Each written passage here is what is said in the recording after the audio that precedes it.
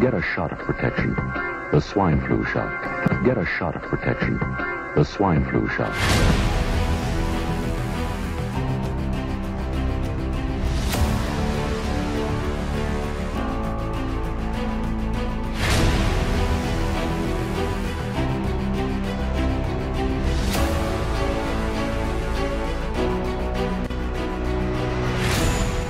The flu season is upon us. Which type will we worry about this year?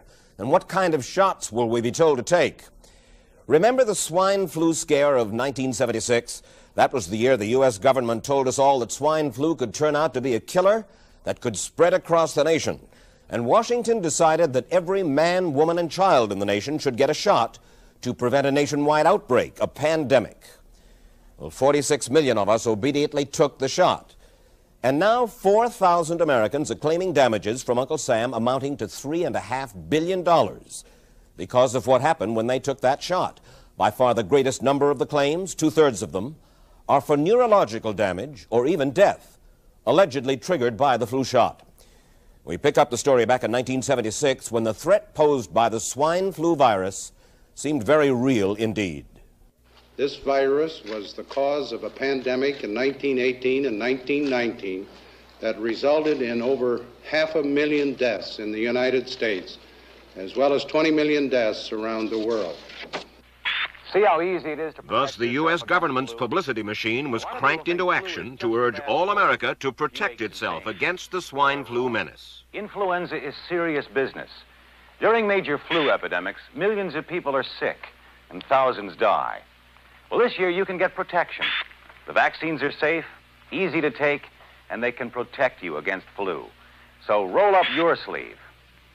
Protect yourself. One of those who did roll up her sleeve was Judy Roberts. She was perfectly healthy, an active woman, when in November of 1976, she took her shot. 2 weeks later, she says, she began to feel a numbness starting up her legs. I joked about it at that time. I said I'll be numb to the knees by Friday if this keeps up. By the following week, I was totally paralyzed. So completely paralyzed, in fact, that they had to operate on her to enable her to breathe. And for 6 months, Judy Roberts was a quadriplegic. The diagnosis? A neurological disorder called Guillain-Barre syndrome, GBS for short. These neurological diseases are little understood. They affect people in different ways. As you can see in these home movies taken by a friend, Judy Roberts' paralysis confined her mostly to a wheelchair for over a year. But this disease can even kill. Indeed, there are 300 claims now pending from the families of GBS victims who died, allegedly as a result of the swine flu shot. In other GBS victims, the crippling effects diminish and all but disappear. But for Judy Roberts, progress back to good health has been painful and partial. It may be a little difficult for you to answer this question, but have you recovered as much as you are going to recover?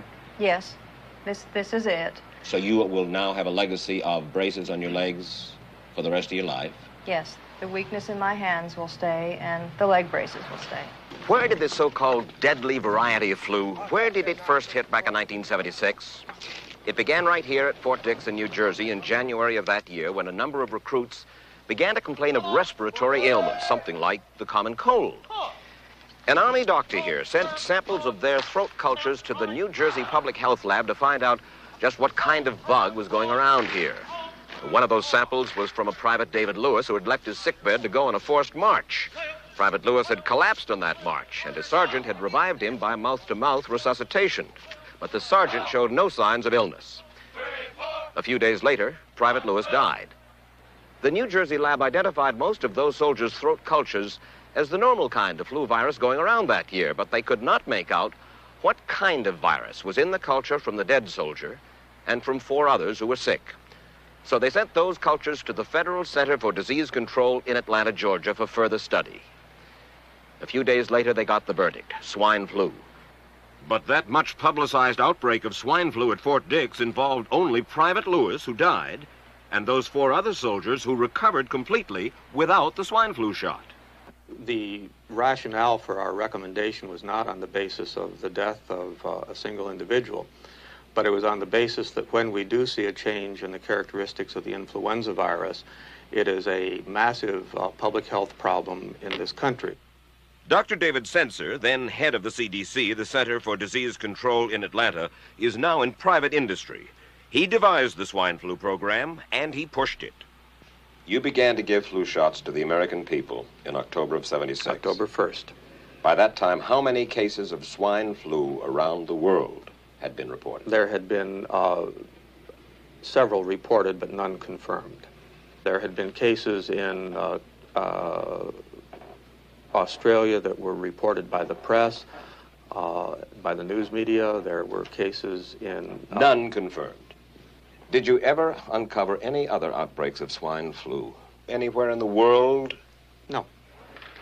Now, nearly everyone was to receive the shot in a public health facility where a doctor might not be present. Therefore, it was up to the CDC to come up with some kind of official consent form, giving the public all the information it needed about the swine flu shot. This form stated that the swine flu vaccine had been tested. What it didn't say was that after those tests were completed, the scientists developed another vaccine, and that was the one given to most of the 46 million who took the shot. That vaccine was called X53A. Was X53A ever field tested? I can't say. I would have to... It wasn't. I don't know. Well, I would think that you're in charge of the program. I would have to check the records. I haven't looked at this in some time. Did anyone ever come to you and say, you know something, fellas? There's the possibility of neurological damage if you get into a mass immunization program? No. No one ever did? No. Do you know Michael Hatwick? Yes. Mm-hmm. Dr. Michael Hatwick directed the surveillance team for the swine flu program at the CDC. His job was to find out what possible complications could arise from taking the shot and to report his findings to those in charge. Did you know ahead of time, Dr. Hatwick, that there had been case reports of neurological disorders, neurological illness, apparently associated with the injection of influenza vaccine? Absolutely. You did? Yes. How'd you know that? By review of the literature. So you told your superiors, the men in charge of the swine flu immunization program, about the possibility of neurological disorders? Absolutely. What would you say if I told you that your superiors say that you never told them about the possibility of neurological complications? That's nonsense. I can't believe that they would say that they did not know that there were neurological illnesses associated with influenza vaccination. That simply is not true. We did know that. I've said that Dr. Hatwick had never told me of his feelings on this subject. Then he's lying. I guess you would have to make that assumption. Then why does this report from your own agency, dated July 1976, list neurological complications as a possibility? I think the consensus of the scientific community was that the evidence relating neurologic disorders to influenza immunization was such that they did not feel that this association was a real one. You didn't feel it was necessary to tell the American people that information? I think that over the years we have tried to inform the American people as fully as possible.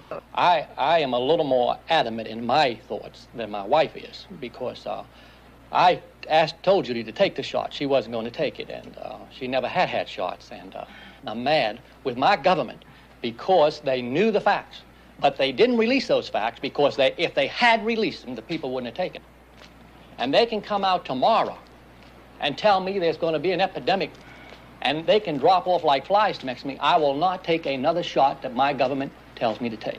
Meantime, Judy Roberts and some 4,000 others like her are still waiting for their day in court.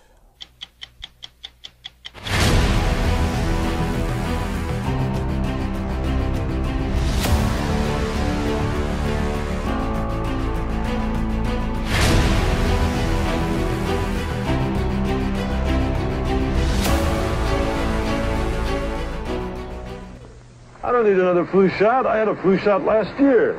A swine flu epidemic may be coming. Swine flu shot? Well, I don't know. I've been thinking about it. It could make you very sick. Swine flu? Man, I'm too fast to let it catch me. You'll want to be protected. I'm the healthiest 55-year-old you've ever seen. Hey, I play golf every weekend. Get a shot of protection. The swine flu shot. Joe brought it home from the office. He gave it to Betty and one of his kids, and to Betty's mother. But Betty's mother went back to California the next day. On her way to the airport, she gave it to a cab driver, a ticket agent, and one of the charming stewardesses. At school, Joe's kid gave it to some other kids, and Mrs. Merrill got it and gave it to her husband. In California, Betty's mother gave it to her best friend, Dottie. But Dottie had a heart condition and she died. But before she died, Dottie gave it to her girlfriend, the mailman, the paper boy, and the vet when she went to pick up her chihuahua. If a swine flu epidemic comes, this is how it could spread. You'll want to be protected, especially if you're elderly or chronically ill.